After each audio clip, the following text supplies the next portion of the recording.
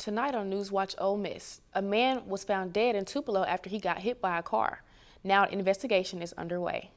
Plus, the murder trial continues and the jury will get an inside access to what could be an important piece of evidence. You may want to grab a rain jacket on Wednesday, Rebs, for a severe thunderstorm warning. Stay tuned for more weather updates. NewsWatch Ole Miss starts now.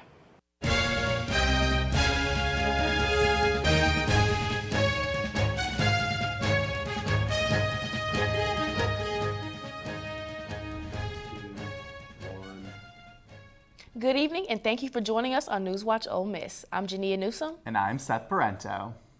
While it's beautiful right now, it's looking like yet another week of rain here in Oxford. Let's check in with weather news anchor Michaela Russell on what to expect with this rainy weather system coming in this week. Michaela? Well, Jania, like Seth said, this sunshine is unfortunately not here to stay this week. We've got a cold front moving in later this week that's going to bring some showers and even some heavy thunderstorms. Today and tomorrow we can expect what feels and looks like to be a perfect spring day, but Wednesday will be a different story. Wednesday afternoon we can expect rain to start around 1 p.m. As you can see on the screen here, Oxford has a marginal risk of severe weather, ranking 2 out of 5 on the severe weather scale.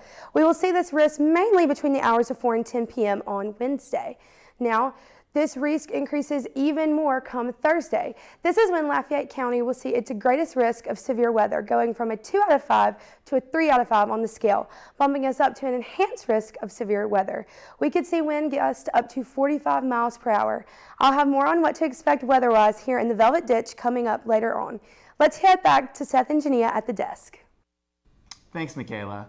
It seems like weather here in Mississippi is just so unpredictable. You're definitely right about that, Seth, especially this time of the year. Let's find out why that is. NewsWatch reporter A.C. Barker has more on why Mississippi is seeing such inconsistent weather patterns right now. Living in the great state of Mississippi means soul food, southern charm, magnolia trees, and of course, unpredictable weather patterns. One day it could be that perfect sunny and 75 weather, and the next week, it could be snowing. The question is, what causes this drastic change in climate? Well, we have low pressure systems that come into the area, give us cold fronts that drop those temperatures a few degrees, and that's when we can expect a little bit of that chance of severe weather, some storms, and as well as a drastic temperature change. Mississippi is known for having tornadoes, even when it's not considered tornado season, which is March through June. The state sees tornadoes as early as December and January. That Gulf wind, it brings our moisture into the area. That's what provides the chance for those storms and the possibility of severe weather, but it also gives us a lot warmer temperatures with them. So there's a lot of things that contribute to our area. This is footage of a severe tornado that hit the city of Amory, Mississippi last week. And just 1 week before, North Mississippi faced an ice storm, creating hazardous road conditions. The Gulf right there, having troughs and ridges moving through the area. It's just a matter of what's happening on that day. The old saying goes, April showers bring May flowers, but in Mississippi's case, it's February showers bring March flowers. And it wasn't even 2 weeks ago that we were talking about ice, and we had ice on the ground, and it was hazardous road conditions, and now it is 73 degrees and raining outside. So as Forrest Gump once said, life's like a box of chocolates, or in this case, Mississippi weather's like a box of chocolates. You never know what you're gonna get. Right now, enjoying high pressure, beautiful skies, and 80 degrees. Next week, we might have 30s, we might have 40s. So it just depends on what's going on in Mississippi, what's moving through the area, and what we can expect going forward. A.C. Barker, NewsWatch Ole Miss. A Tupelo man found dead after an incident involving a car. 51-year-old Michael Miller was killed Friday night when he was struck by a vehicle. Tupelo police said the driver stayed on the scene of the crash and cooperated with the investigators. 2 people are dead after an apartment complex in Brookhaven went up in flames. This is according to Brookhaven's fire chief. Shamar Thatson from WAPT in Jackson has the story.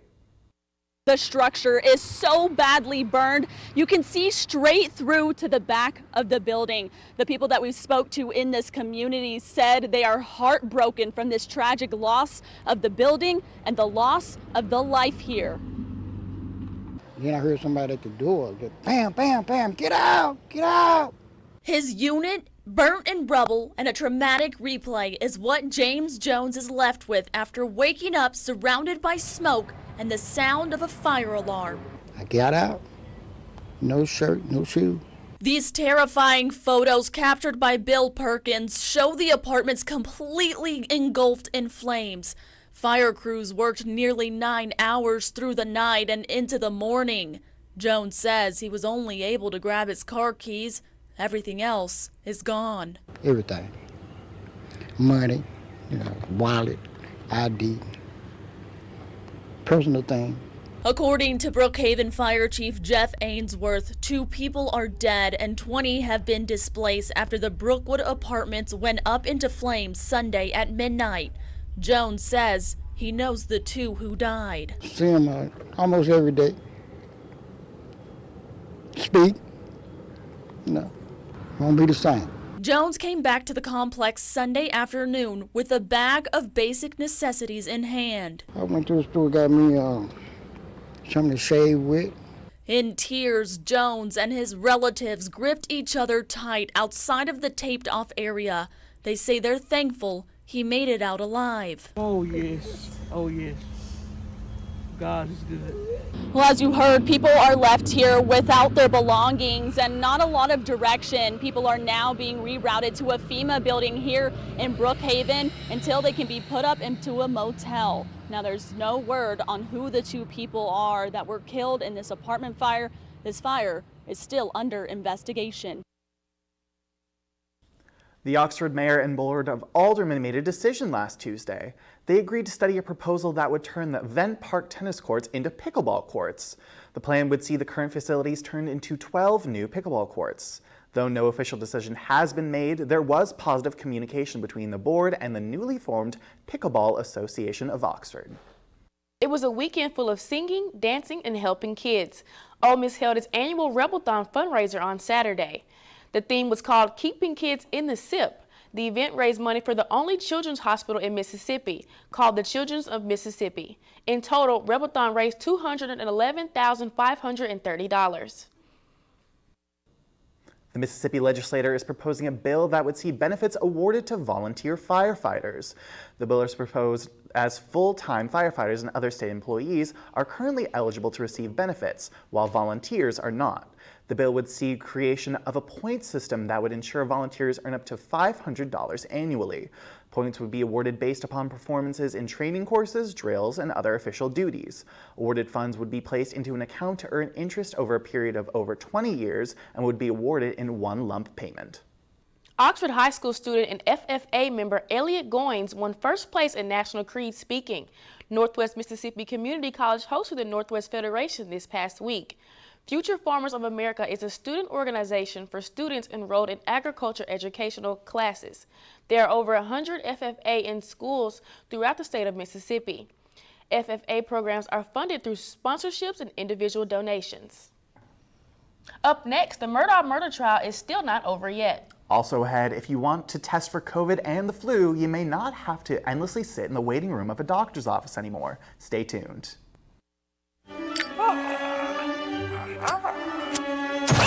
Does it ever seem like some people are actually trying to destroy the planet? And the rest of us are like, hey, we need this planet. Some people may be slow to learn, but they'll eventually get the message.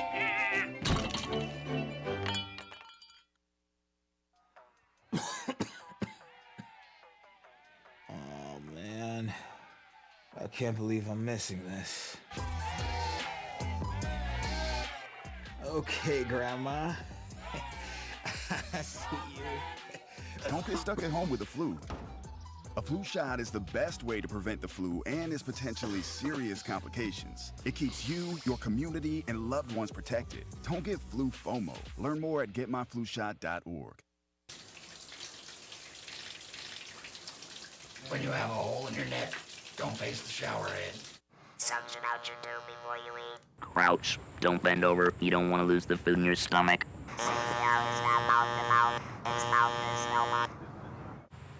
Don't use spray paint. Be very careful shaving. You can quit. For free help, call 1-800-QUIT-NOW. Legacy isn't just about where you're from, it's about where you're going. So where are you going? I'm going to be the first in my family to graduate. I'm going to make a difference. Just like my granddad. I'm going to make the bestseller list. And I'm going to help him get there. I'm going to win a championship. Again! I'm going to lock the vault! Hotty toddy! I'm going to take the next step. I'm going to bring them to their feet. I'm going to Ole Miss. Ole Miss. Build your legacy.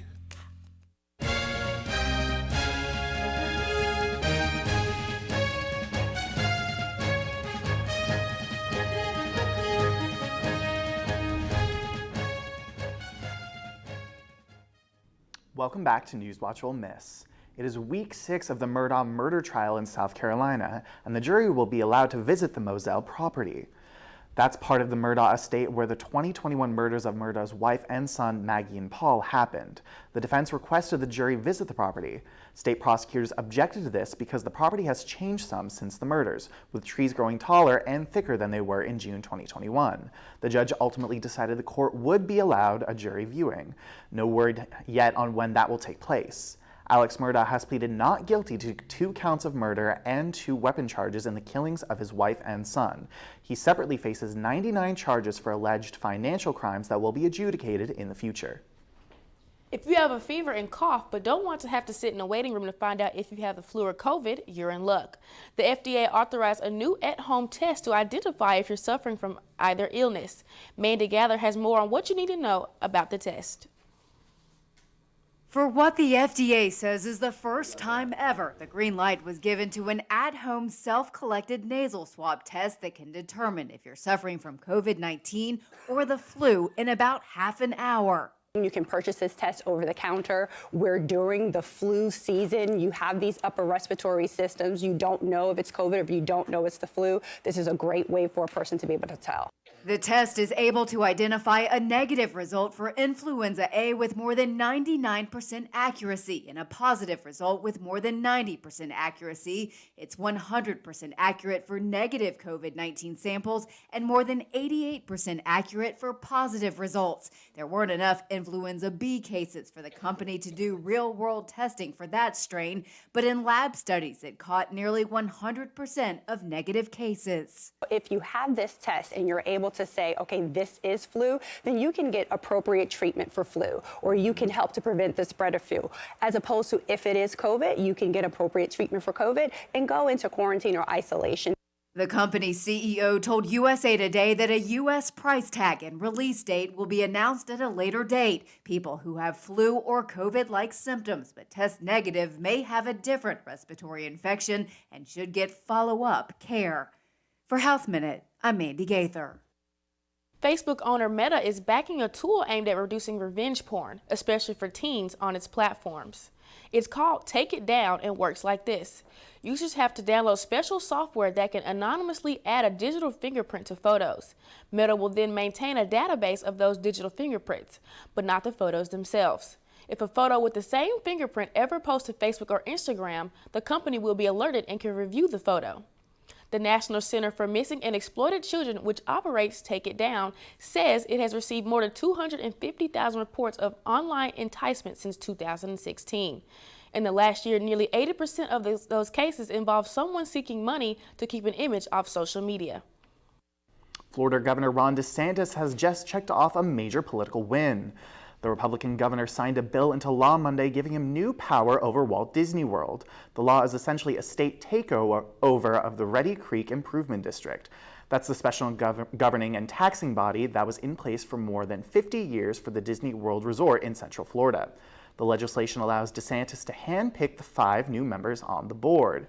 It also restricts the use of eminent domain and removes powers that could have allowed Disney to build its own airport or nuclear plant. The move has largely been seen as a way to punish Disney for speaking out against DeSantis' political agenda. Walt Disney World Resort's president says the company is ready to work within the new framework. The new board is scheduled to meet next week.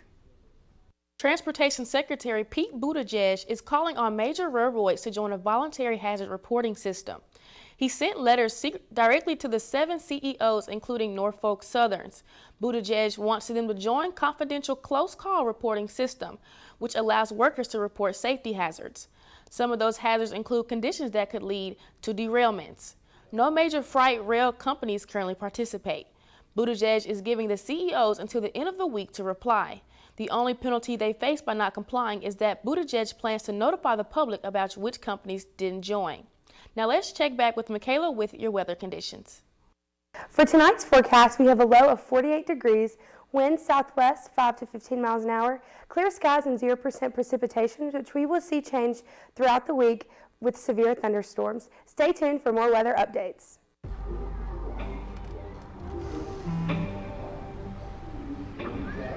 I don't know why you're so sad. You've got a roof over your head. You gotta stop with that depression stuff. That's what white people think. You alright? It just feels like it's coming from everywhere. Do you wanna talk about it? You can talk to me if you're feeling sad. Whenever you need to talk, I'm here, okay?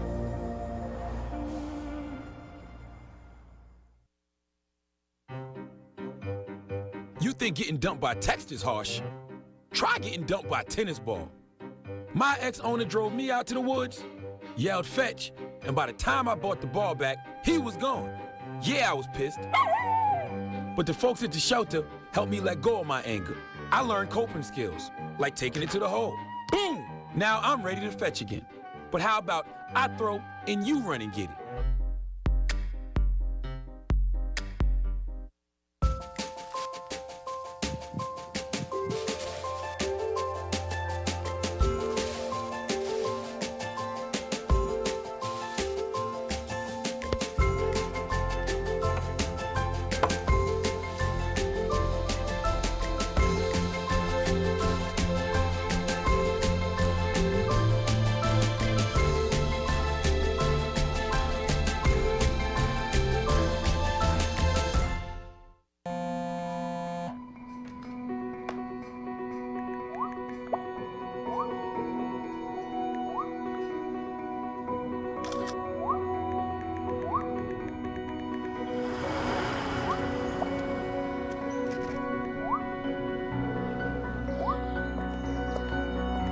Two flashlights. What's up, champ? I feel like you get taller every time I see you. Congratulations, Brandon.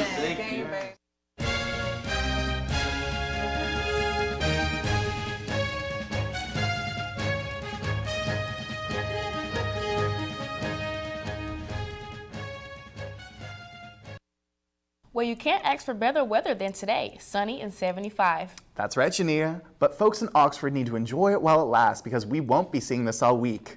Let's check in with the NewsWatch weather anchor Michaela Russell on what to expect this week. Michaela? We have had a beautiful day here in Oxford with a high of 77. It has been sunny and breezy with 0 rain today, but we will see a vast difference in that as the week progresses. Going into our regional temperatures, we can see South Haven bottoming us out at 72, Tupelo with a high of 80, and Oxford, Holly Springs, and Corinth keeping the middle at 77. For tonight's forecast, we have a low of 48 degrees. We're going to see some clear skies and again with 0 rain. But again, enjoy it while it lasts as we move into the rest of the week. So for tomorrow's forecast, we have a high of 74. It's again going to be sunny, a little windy with 5 to 10 miles per hour, and again, no rain. Moving into tomorrow's temperatures regionally, again, South Haven with the low at 73 and Tupelo with the high of 76. And again, Oxford, Holly Springs, and Corinth are holding the middle with 74. Moving into some weekly weather tips, we're going to see some severe thunderstorms on Wednesday night and showers all day on Thursday. And winds will get to about as high as 30 to 45 miles an hour. So you might want to grab a rain jacket on your way out for class. We're going to see some showers on Friday morning and it's going to get sunnier as the weekend goes along. So moving into our 5-day forecast, as you can see, we're going to see some pretty yucky weather on Wednesday and Thursday, but the sun's going to come back out on Friday, and we're going to have some nice, pretty sunny weather for the weekend. Well, I mean, I personally love the rain, but I can understand why some people would be a little upset about this weather forecast. Yes, I'm glad that the sun's going to come back out for the weekend, though. As am I. Speaking of which, Jay, do we have any upcoming sporting events going on here in Oxford? Coming up, the men's basketball squad pulled off a big win Saturday night, and we'll hear a recap of yesterday's baseball game from our own sports reporter, Kieran Lenchsky. I'll have that and more up next in sports. Creating a legacy takes time, takes dedication, spirit, and a greater vision. That vision starts here at the University of Mississippi. What will you be remembered by? Your character, your contributions, your friendship. Your legacy will define who we are now and who we are becoming for our state, our students, and our future. Ole Miss, build your legacy. Bring it.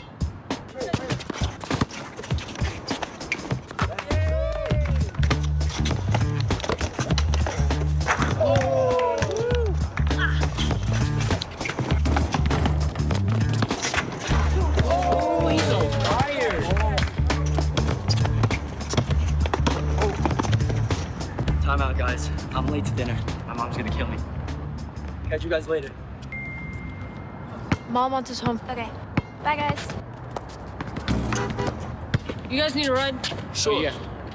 All right. How about some one-on-one? I gotta go eat, man. Sorry, I'll see you later.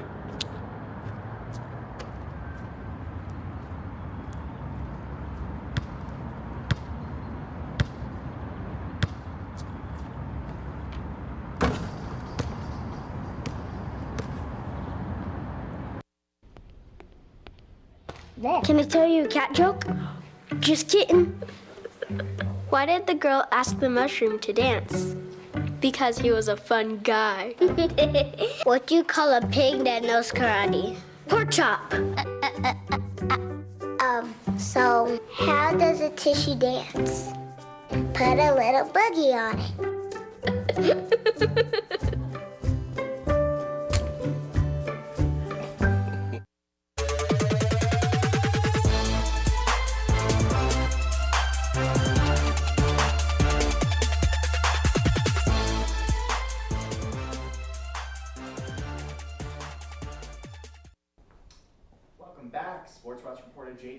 Live in the studio with the latest on Ole Miss athletics. Jay, what's going on with the Rebs? Acting head coach Win Case takes home his first win as men's Ole Miss basketball beat LSU 82-69 right here in Oxford. During the first half of the game, Ole Miss went on a 13-point score streak before LSU could even respond, and at that point, it was too late in the first half for LSU to bring the scoreline close. The first half ended 35-26 Ole Miss. However, LSU came out swinging in the second half, scoring 43 points, but as acting head coach Win Case said, his team has a lot of character, and that character led them to victory.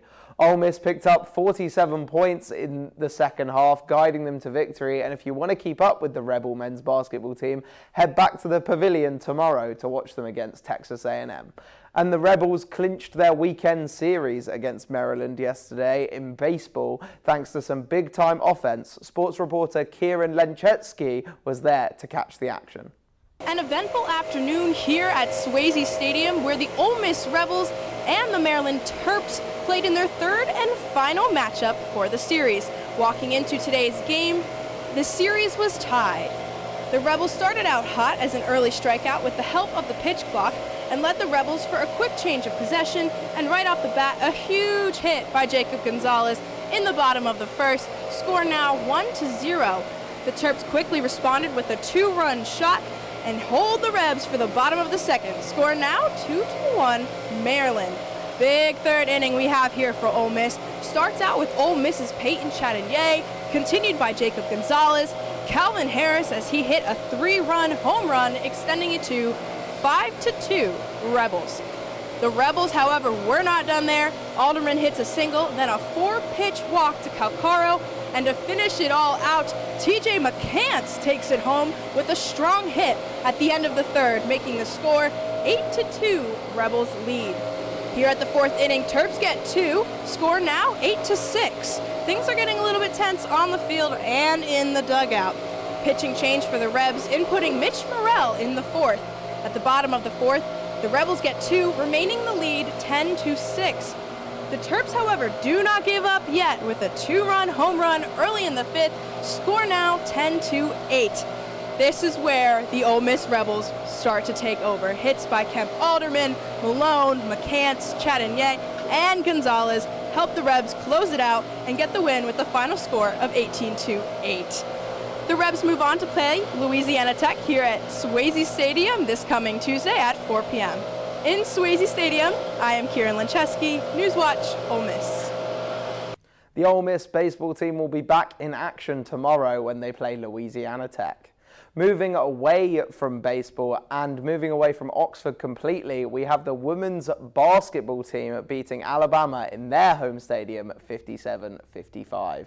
The Ole Miss women's basketball team ties program record with 11 wins. The first time the Rebels have been ranked number 4 in the SEC.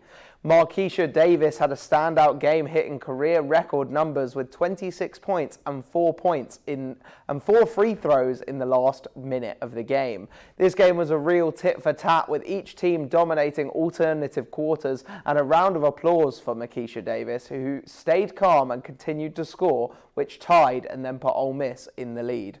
Ole Miss women's basketball season closes, but the SEC tournament is still up for grabs, so go check that out on March 3rd. That's all I've got for sports. Make sure to follow us on Twitter at rebel_watch for the latest sports updates. Back to you.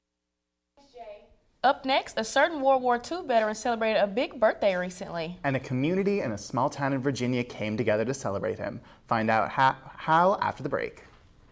Before we celebrate the freedom most Americans have, we must fight for the freedom all Americans deserve. Because all lives can't matter until Black lives matter.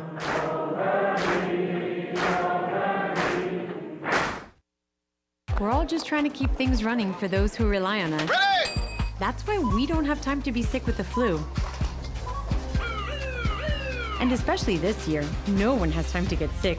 Get a flu shot for yourself and those around you too. This year, my mom got me the perfect bag for back to school. These colorful binders help me stay organized. These headphones are just what I need for studying. These new sneakers are just what I need for the new year.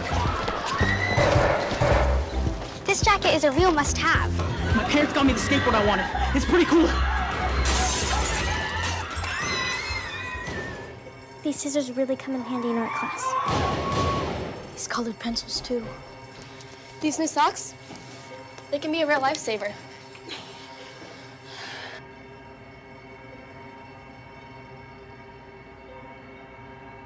I finally got my own phone to stay in touch with my mom.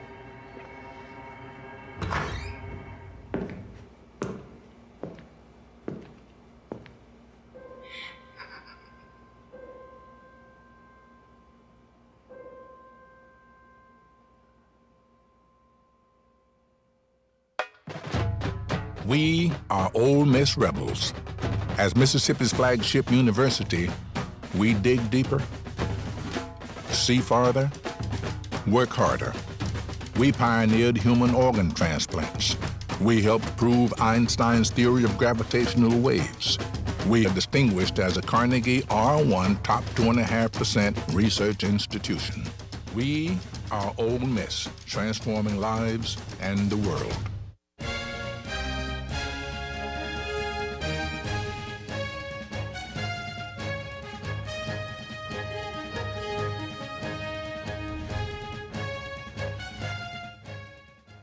World War II veterans are a rare sight these days. That's likely why a community in Virginia wanted to celebrate one special veteran. Residents in Augusta County, Virginia felt it was important to honor 98-year-old Emerson Pell. Pell served in the U.S. Navy as an aviation mechanist, mate 3rd class. Friends, family members, and even the volunteer fire department honored him with a parade at his home on Sunday. Pell said the most cherished things in his life have been his loving family and his 64-year marriage. He also said he remembers World War II like it was yesterday. In addition to getting a parade, Pell also got his driver's license renewed for 5 years. That's all for tonight. Once again, thank you for joining us on NewsWatch Ole Miss. I'm Jania Newsom. And I'm Seth Parento. Be sure to keep up with us on all social media, and we'll see you again tomorrow at 5. Have a great night.